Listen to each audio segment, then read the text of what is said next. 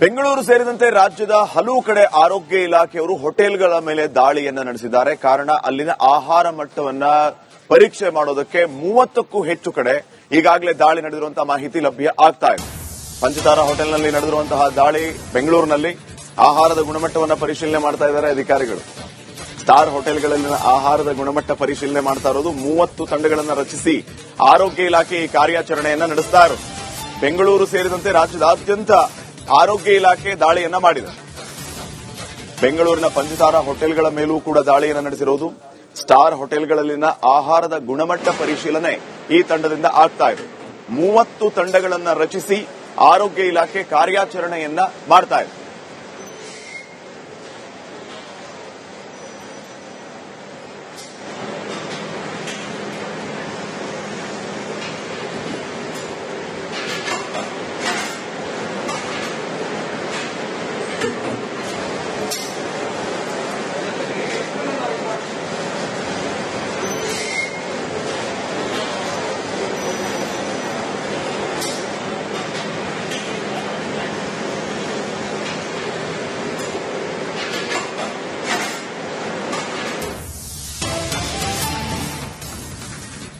ಪ್ರತಿಷ್ಠಿತ ಹೋಟೆಲ್ಗಳಲ್ಲಿ ಕಳಪೆ ಆಹಾರ ಪತ್ತೆ ಹಿನ್ನೆಲೆ ಈ ಕಾರ್ಯಾಚರಣೆಯನ್ನ ನಡೆಸಿರುವುದು. ಪಂಚತಾರಾ ಹೋಟೆಲ್ಗಳಲ್ಲಿ ಕಳಪೆ ಆಹಾರ ಪತ್ತೆ ಹಿನ್ನೆಲೆ ಆಹಾರ ಸುರಕ್ಷತೆ ಅಧಿಕಾರಿಗಳು ರೇಡ್ ಮಾಡಿದ್ದಾರೆ. ಹೋಟೆಲ್ನಲ್ಲಿ ಕಳಪೆ ಗುಣಮಟ್ಟದ ತರಕಾರಿ, ಅವಧಿ ಮೀರಿದ 31 ಲೀಟರ್ ಹಾಲು ಪತ್ತೆಯಾಗಿದೆ.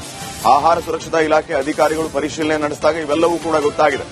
ಆಹಾರ ಇಲಾಖೆಯ ಆಹಾರ ಸುರಕ್ಷತಾ ಪ್ರಾಧಿಕಾರದವರು ದಾಳಿಯನ್ನ ನಡೆಸಿರೋದು. ಆಹಾರ ಸುರಕ್ಷತಾ ಪ್ರಾಧಿಕಾರದ ಆಯುಕ್ತ ಶ್ರೀನಿವಾಸ್ ನೇತೃತ್ವದಲ್ಲಿ ಈ ದಾಳಿ ನಡೆದಿದೆ. ದಾಳಿಯ ಸಂದರ್ಭದಲ್ಲಿ ಅವಧಿ ಮೀರಿದ 31 ಲೀಟರ್ ಹಾಲು ಪತ್ತೆಯಾಗಿರೋದು. ಜೊತೆಗೆ ಈ ಹೋಟೆಲ್ಗಳಲ್ಲಿ ತರಕಾರಿಯೂ ಕೂಡ ಕಳಪೆ ಮಟ್ಟದ್ದು ಇತ್ತು ಅನ್ನುವಂಥ ವಿಚಾರ ಗೊತ್ತಾಗಿದೆ.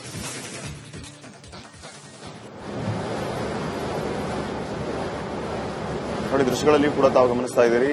ಅಧಿಕಾರಿಗಳು ಆ ಪ್ರತಿಷ್ಠಿತ ಹೋಟೆಲ್ಗಳಲ್ಲಿರುವಂತಹ ತರಕಾರಿಯನ್ನ ಪರಿಶೀಲನೆ ಮಾಡ್ತಾ ಇದ್ದಾರೆ. ಈ ಸಂದರ್ಭದಲ್ಲಿ ತರಕಾರಿ ಎಲ್ಲ ಕೂಡ ಕಳಪೆ ಮಟ್ಟದ್ದಾಗಿತ್ತು ಅನ್ನುವಂತಹ ವಿಚಾರ ಗೊತ್ತಾಗ್ತಾ ಇದೆ. ಇನ್ನು ಅವಧಿ ಮೀರಿದ 31 ಲೀಟರ್ ಹಾಲು ಕೂಡ ಪತ್ತೆಯಾಗಿರುವಂತಹ ವಿಚಾರ ಗೊತ್ತಾಗಿದೆ.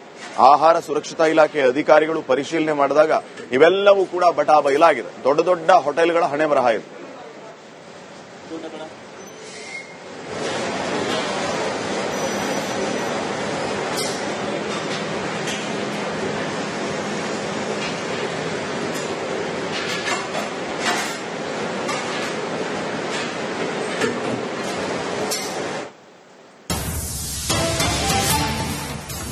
ಬೆಂಗಳೂರಿನ 60 ಹೋಟೆಲ್ಗಳ ಮೇಲೆ ದಾಳಿಯನ್ನ ಮಾಡಿದ್ದೀವಿ.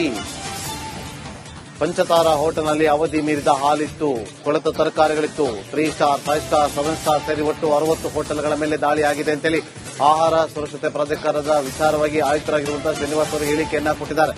ಹೋಟೆಲ್ನಲ್ಲಿ ನ್ಯೂನತೆ ಕಂಡು ಬಂದರೆ ಲೈಸೆನ್ಸ್ ಸಸ್ಪೆಂಡ್ ಅನ್ನ ಮಾಡ್ತೀವಿ ಅಂತೇಳಿ ಕೂಡ ತಿಳಿಸಿದ್ದಾರೆ. ನೋಡೋದೇನಂದ್ರೆ ಸ್ವಚ್ಛತೆ ನೋಡ್ತೀವಿ ಮತ್ತು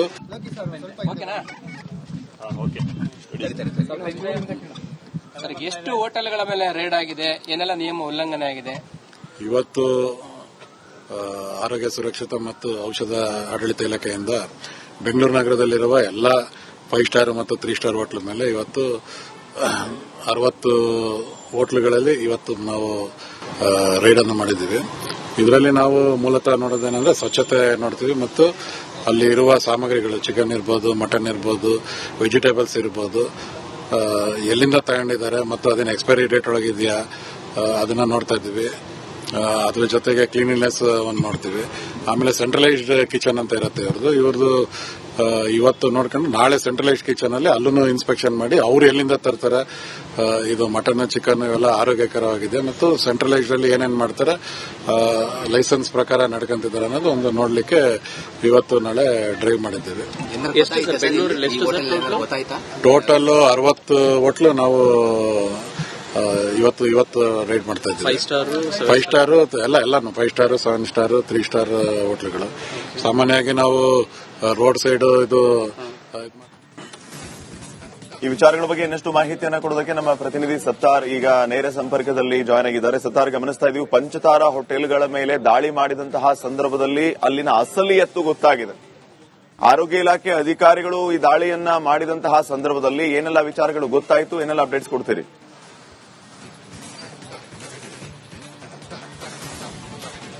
ಶ್ರೀಪಾದ್, ಬೆಂಗಳೂರಿನ 60 ಸ್ಟಾರ್ ಹೋಟೆಲ್ಗಳ ಮೇಲೆ ಇವತ್ತು ಆಹಾರ ಸುರಕ್ಷತೆ ಮತ್ತು ಗುಣಮಟ್ಟ ಇಲಾಖೆ ಅಧಿಕಾರಿಗಳು ರೇಡ್ ಮಾಡಿದಂತಹ ಸಂದರ್ಭದಲ್ಲಿ ಒಂದೊಂದು ಹೋಟೆಲ್ನಲ್ಲಿ ಒಂದೊಂದು ರೀತಿಯ ನ್ಯೂನತೆ ಕಂಡು ಬಂದಿದೆ. ಪ್ರಮುಖವಾಗಿ ಲಲಿತಾ ಹೋಟೆಲ್ನಲ್ಲಿ ಸರಿಸುಮಾರು 31 ಲೀಟರ್ನಷ್ಟು ಅವಧಿ ಮೀರಿರುವಂತಹ ಹಾಲು ಪತ್ತೆಯಾಗಿರುವಂತದ್ದು. ಅದು ಬಳಕೆಗೆ ಅವರು ರೆಡಿ ಇಟ್ಟಿದ್ರು ಅಥವಾ ಬೇರೆ ಕಾರಣಕ್ಕೆ ಇಟ್ಟಿದ್ರು ಅನ್ನೋ ಸಂಬಂಧಪಟ್ಟ ಹಾಗೆ ಕೂಡ ಇದೀಗ ಅಧಿಕಾರಿಗಳು ತನಿಖೆಯನ್ನು ಮಾಡ್ತಾ ಇದ್ದಾರೆ.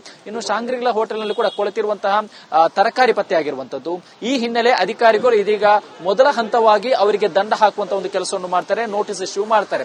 ತುಂಬಾ ನ್ಯೂನತೆ ಕಂಡು ಬಂದಂತಹ ಸಂದರ್ಭದಲ್ಲಿ ಅವರ ಲೈಸೆನ್ಸ್ ಅನ್ನು ಕೂಡ ರದ್ದು ಮಾಡುವುದಾಗಿಯೂ ಕೂಡ ಈಗಾಗಲೇ ಆಹಾರ ಸುರಕ್ಷತೆ ಮತ್ತು ಗುಣಮಟ್ಟ ಇಲಾಖೆ ಆಯುಕ್ತರಾಗಿರುವಂತಹ ಶ್ರೀನಿವಾಸ್ ಅವರು ಮಾಹಿತಿಯನ್ನು ಕೂಡ ಕೊಟ್ಟಿದ್ದಾರೆ.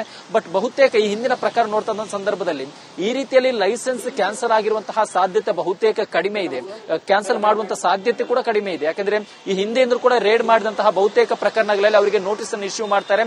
ಅದಾದ ನಂತರ ಅವರಿಗೆ ಒಂದು ಕಾಲಾವಕಾಶ ಕೊಡ್ತಾರೆ. ಉದಾಹರಣೆಗೆ 1 ತಿಂಗಳ ಕಾಲಾವಕಾಶ ಕೊಟ್ಟಿದ್ರೆ ಆ 1 ತಿಂಗಳ ನಂತರ ಮತ್ತೆ ಬಂದು ಅವರು ಪರಿಶೀಲನೆ ಮಾಡ್ತಾರೆ. ಆ ಒಂದು ಸಂದರ್ಭದಲ್ಲಿ ತಮ್ಮ ತಪ್ಪನ್ನು ಸರಿ ಮಾಡದೆ ಹೋದಂತಹ ಸಂದರ್ಭದಲ್ಲಿ ಅಥವಾ ರೇಡ್ ಮಾಡಿದಂತಹ ಸಂದರ್ಭದಲ್ಲಿ ಅಧಿಕಾರಿಗಳು ಕೊಟ್ಟಂತಹ ನಿಯಮವನ್ನು ಪಾಲಿಸಿದಂತಹ ಸಂದರ್ಭದಲ್ಲಿ ಆ ಒಂದು ಸಂದರ್ಭದಲ್ಲಿ ಮತ್ತೆ ಮುಂದಿನ ಹಂತಕ್ಕೆ ಹೋಗ್ತಾರೆ, ಮತ್ತೆ ಇನ್ನೊಂದು ನೋಟಿಸ್ ಅನ್ನು ಇಶ್ಯೂ ಮಾಡ್ತಾರೆ.